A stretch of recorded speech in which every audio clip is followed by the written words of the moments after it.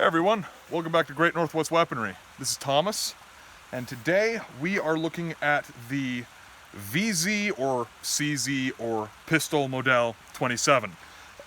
Reason I go through so many names there, this gun is known by all three. The original name for them was the VZ27 or Visor 27, which means model 27, model of 1927. These were designed in 1927 as an update over the VZ-24. But when the Germans invaded the Czech Republic, these are made in the Czech Republic, when the Germans invaded, they started knowing it as Pistole Modell 27. You'll see a closer look at that when we get this on the table, and we'll go over all the other markings then. This is a .32 automatic pistol. Designed by the same man who designed the Mauser Model 1914 and the Mauser Model 1910. And there are similarities. And down the road, when we bring out a 1914 or a 1934, or whatever we happen to have at the time, we'll maybe do some comparisons between the two, because there are a lot of relations, a lot of spots where you can see why and how they were made by the same guy. But this is a hammer-fired pistol. It's blowback slide operated, and this one is from during the German occupation. Again, we will look at markings.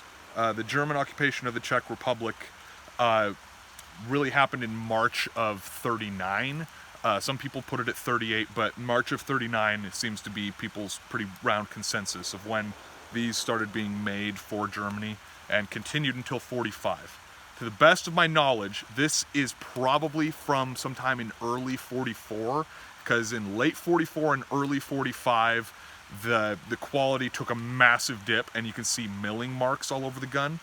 And then there's also the fact that this one is a phosphate finish. The earlier ones from about 39 to, I believe until 43, they did a blued finish, and they did prior to that as well a blued finish.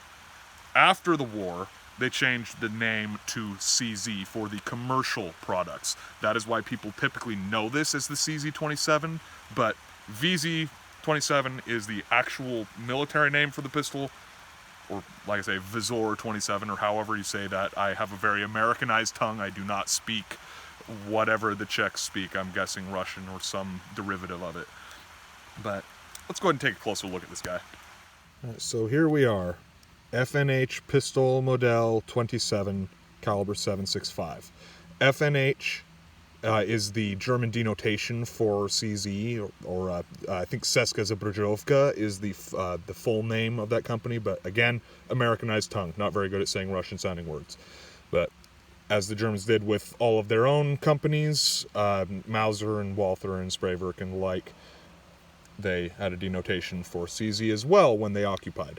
Pistole Modell, again, is what the Germans knew the gun as, and what was stamped on the gun consistently during the occupation, especially once the war got going in earnest. But that's something too, if you see on the magazine P Mod 27, that is just shorthand for Pistole Modell, and that means these are German occupation magazines. I have two mags for this gun, the one that is currently in the gun, and the one that you see over here. A couple interesting things with this. The slide locks open on the empty mag. The only way to drop the mag is to pull the mag out, or to drop the slide rather.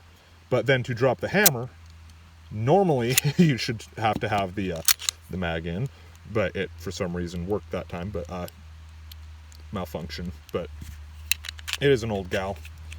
Should have to have the mag in the gun, of which it seats firm. You got to kind of bonk it in and then pull. We got a couple of cars passing by. We're up in the woods out here. Disassembly of this thing is kind of strange. So this tab here has a button on the opposite side of the gun. You depress the button and pull the tab down, and then you pull the slide back enough to release pressure, and then it should just come out. But there we go. Now the whole upper assembly comes off. It's a frame. Got this little piece here, this lug of sorts, and you sit on those grooves when you put it back in, but that just slides over the recoil spring and the guide rod. Now to get the barrel out, got this bushing on the end, has a notch at the top, and you see there's a notch over here. You line those up, and then the bushing comes out. The barrel is locked in with these, so there's a groove. I don't know if you can see it. There's a groove here that those notches slide into, and then it pulls the whole way out. Super simple, but kind of weird. Reassembly is just reverse of operation there. Let's see here. Boom. Boom. And a lot of this stuff, it just kind of sits there loose, so when you're putting it back on the frame, it's a little weird. I just hold in the back like this to keep pressure on it when you go to reinsert that locking pin. Pretty easy. Again, this is phosphate finish, and I don't use this gun very often because of that, because the finish is in good condition for the most part on this gun. I'd say it's retained at least 95% of the finish. They did a straw bluing on the trigger, and which is always kind of nice looking, that kind of gold color. And you'll see there's no markings of any kind on these pads on the sides. Early models, you'll see a stamp that says VZ or CZ on later ones. Interesting gun. Very interesting. This is actually the gun that got me interested in 32s. Like I say, guys, these are very interesting, and for both like very serious collectors of wartime weapons and like the casual collector, these are pretty readily available and very interesting. There's a lot of different kind of variations. You see differences over the years, like I said, with the finish changing at least 3 times over the course of their use by the Third Reich.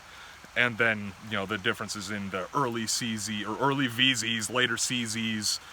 If I'm not mistaken, it was like over 400,000 of these were produced, and like 280,000 of those were during the occupation. So if you want something, if you're looking to get started on a German occupation collection of any kind, these are a pretty easy one to find, and they usually retail between $400 and $600, depending on a list of things. The safety on this one does not work, but the safety is right here. Should have to depress that to make the safety go back, but it just doesn't work. I found if you got the gun loaded and you have the safety on, you pull the trigger, it forces that tab back into place. That shouldn't be the case. Probably a bad spring or a piece of metal inside the mechanism got sheared off.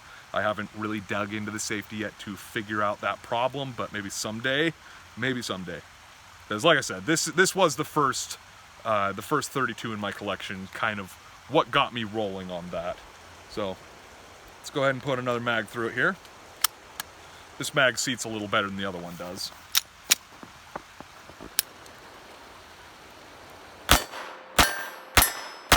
Let's go ahead and take a few the way that they trained with the one-handed.